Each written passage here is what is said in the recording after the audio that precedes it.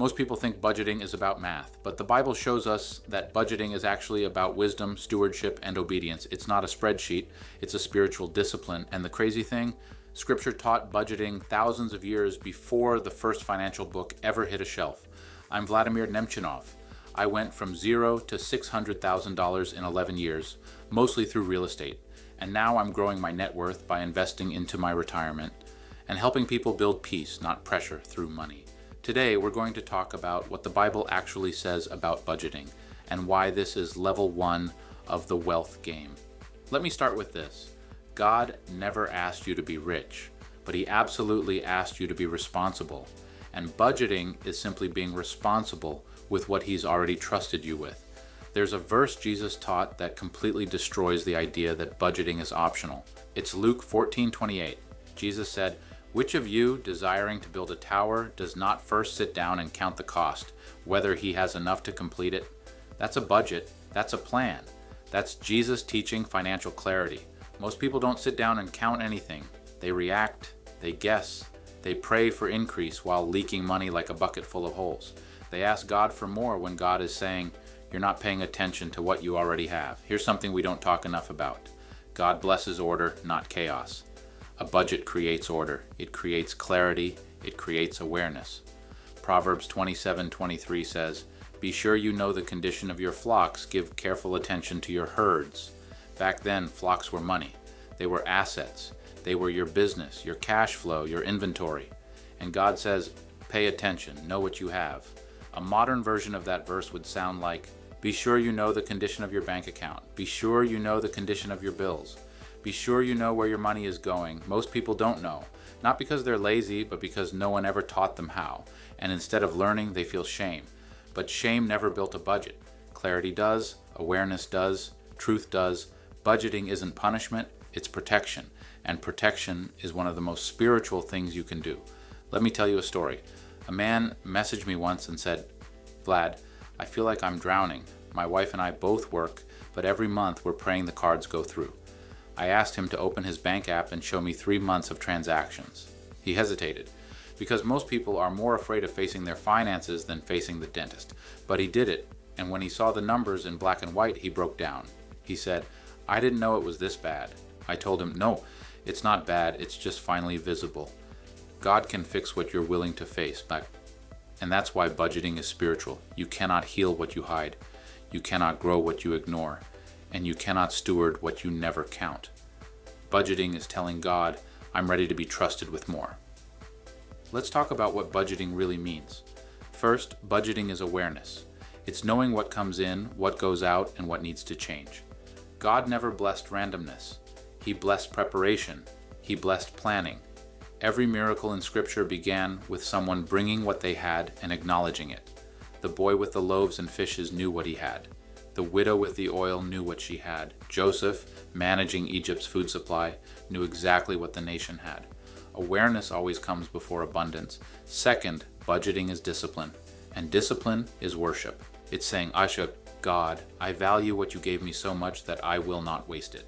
Proverbs 21:20 says, "The wise store up choice food and olive oil, but fools gulp theirs down." In other words, wise people save.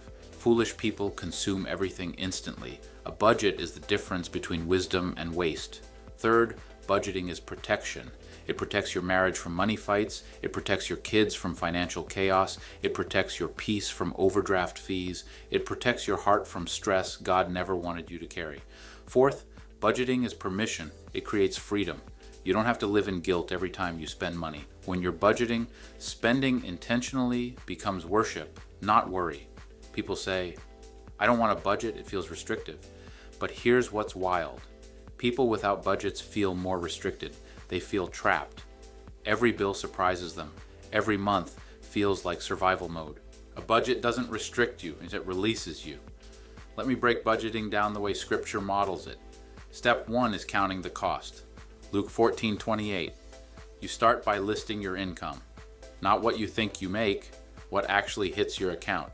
That's your flock count, your herd inventory, your starting point. Step 2 is knowing the condition of your flocks. Proverbs 27:23. List your expenses, all of them. Food, gas, rent, subscriptions, apps, habits, Amazon orders, all of it. A budget without truth is a lie. So be honest. Step 3 is prioritizing stewardship. Step 4 is giving every dollar an assignment. Not $1 should be floating around without a purpose. Money without a purpose always disappears. Step 5 is adjusting consistently. A budget isn't a stone tablet, it's a living plan. Life changes. Budgets shift, God leads, you adapt. Now here's where the spiritual part really kicks in. Most people think budgeting is about controlling money, but budgeting is actually about surrender. It's saying, God, I acknowledge what I have and I want to use it your way. That invites blessing, that invites clarity, that invites peace. Let's talk about what happens when you don't budget. You start reacting instead of planning. You waste instead of stewarding. You stress instead of resting. You feel shame instead of confidence. Your money becomes your master instead of your servant. God never intended your money to control you. You're supposed to control it. And here's the part no one likes talking about. If you don't budget, you will live in emotional chaos. Your money will always be louder than your purpose, and fear will always be louder than faith. Someone once asked me, Vlad, why does God care about budgeting? I said, because God cares about order, wisdom, stewardship, and freedom. Budgeting brings all four. Budgeting is not financial engineering, it's spiritual alignment.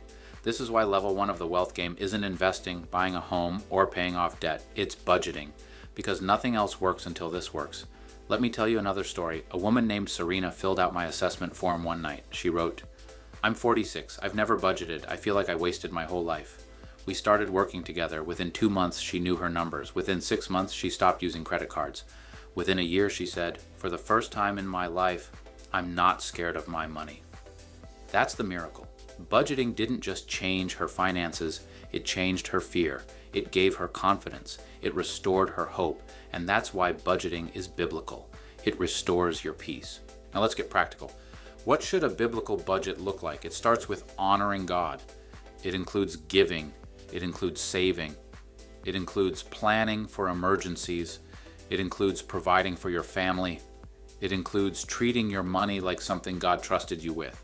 Your budget should reflect your values, not your impulses. Your goals, not your mood. Your purpose, not your pressure. And if you don't know where to start, that's what I'm here for.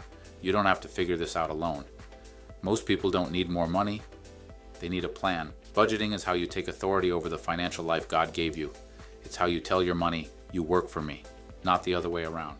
So this week, I want you to sit down for 30 minutes and build the first draft of your budget. Not the perfect version, not the final one, just the first one. God doesn't bless perfection. He blesses progress. And if you want help building that plan, if you want someone to help you count the cost, create the system, and build your financial clarity, fill out the client assessment form. The link's in the description below. We'll figure out your level, build your plan, and make sure the next 10 years look nothing like the last 10. What level are you on? I'm rooting for you. Invest steady. Compound your net worth.